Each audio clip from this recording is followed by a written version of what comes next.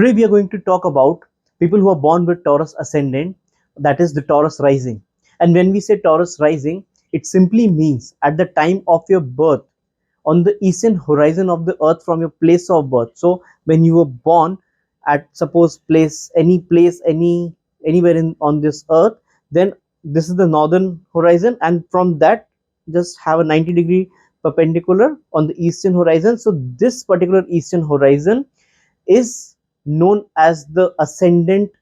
The sign which is prevailing here is known as the ascendant of your horoscope, and this means that at the time of your birth, Taurus was the rising sign on the eastern horizon of the sky. So welcome to 10 Astro. My name is Atish, and as we're discussing about the people who are born with Taurus ascendant, their personality, their likings, their dislikes, the careers that will suit them. So we are going to discuss all this based on 5 parameters that I have identified, which will make it easy to memorize and to make you understand what it actually means to be born in a Taurus sign as a person.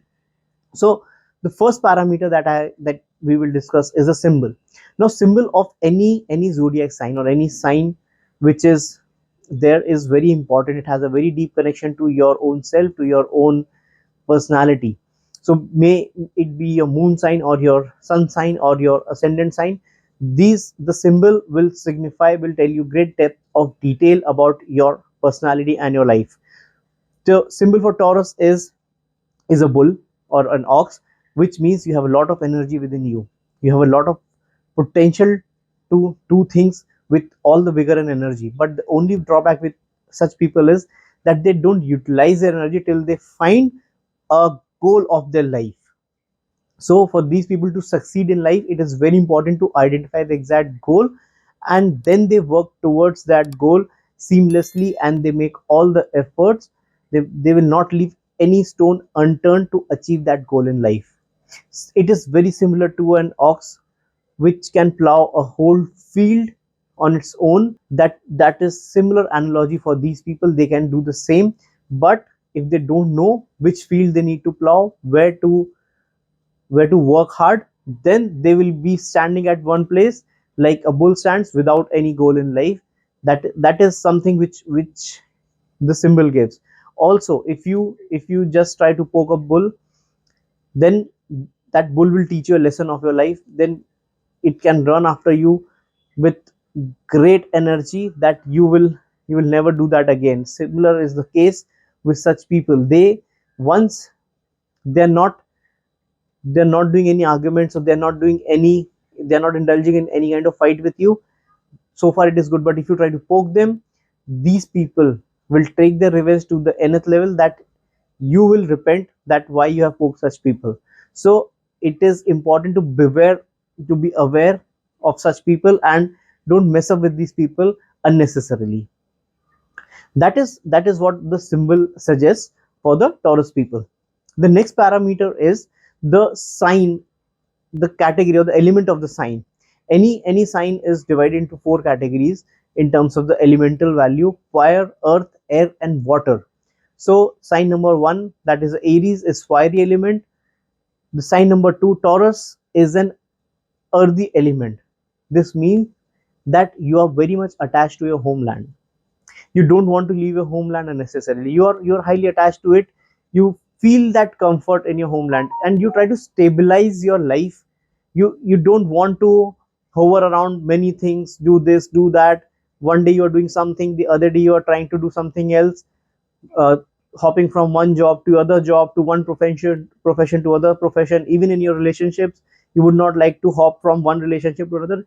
You will feel to stabilize your own personality, your life, and all your belongings. You like stabilizing and enriching them as what they are. These people also have, since it's an earthy sign, these people also love to stay in a house which is connected to the ground. They don't like living in apartments where you live on in air, like it's a floor that you're living in, and you don't have the terrace, and you don't have the garden or something which is associated with the earthy element. These people love staying on the earth, that is the ground floors, or a house which is attached to the ground. Parameter is the ownership of the sign. which means which planet is owning the sign. Every sign is owned by one planet or the other. Like Aries is owned by Mars. Similarly, Taurus is owned by the planet Venus. Venus is a very, very creative planet. It gives a lot of creativity. It gives you a lot of knowledge. It's full of knowledge. It's full of luxury. It will always be in your mind. You need luxurious cars, luxurious homes, big homes, very well ventilated, and very, very luxurious, which you can show off to the world. And again, you want all this luxury to be stable in your life, because as the sign is earthy, it's very much connected to this earth. There is another parameter which we should be considering is there are three types of sign, which is mutable, immutable, and which are like dual nature. So it's an immutable, which is like a stationary. We also we also call them as moving signs, stationary signs, and dual nature sign.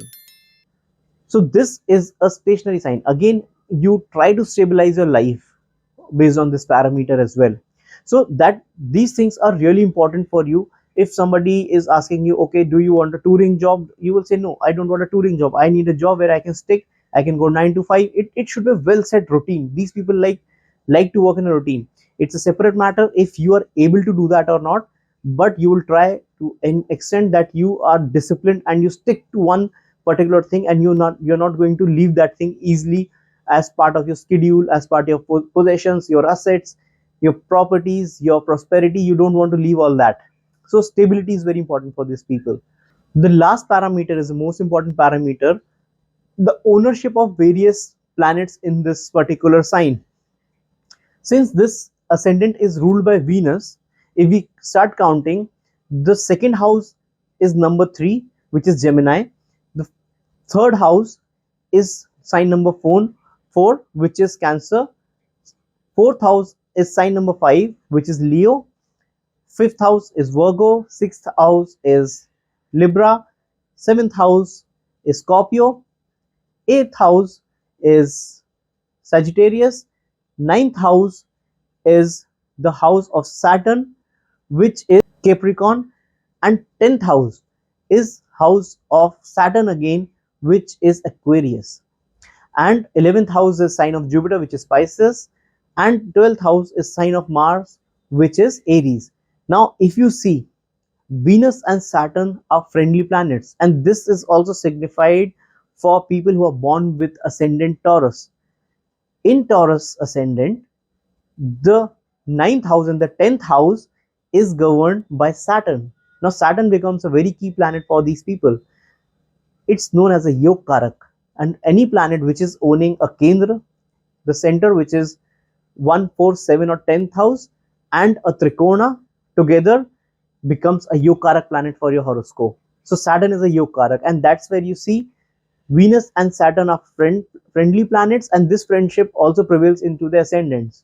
So if we talk about the profession of these people who are born with Taurus ascendant, Saturn is one of the key planets. It is governing your 10th house, and it is also friendly sign. It is also friendly planet with Venus. Now, Venus and Saturn, if you can find a place where you can beautify the places, the residence, workplaces, wherever there's civil construction things going on, there you can beautify things like interior designing, creating wall paintings, graffitis. All such professions will be highly suitable for you, because these are the professions which are suitable for your horoscope based on your ascendant. And while analyzing a horoscope, we need to see all the things. We need to keep a 360-degree view of all the planets which are governing the 10th house. This particular video is focusing on the power of your ascendant and what we can infer from the ascendant, as like considering it in isolation. So for example, for a Libra ascendant person, where would these houses be? Capricorn would land up in house number 4, and Aquarius will land up in house number 5. Again, Saturn becomes a Yokara planet because it is again owning the Kendra, that is the center and the trine.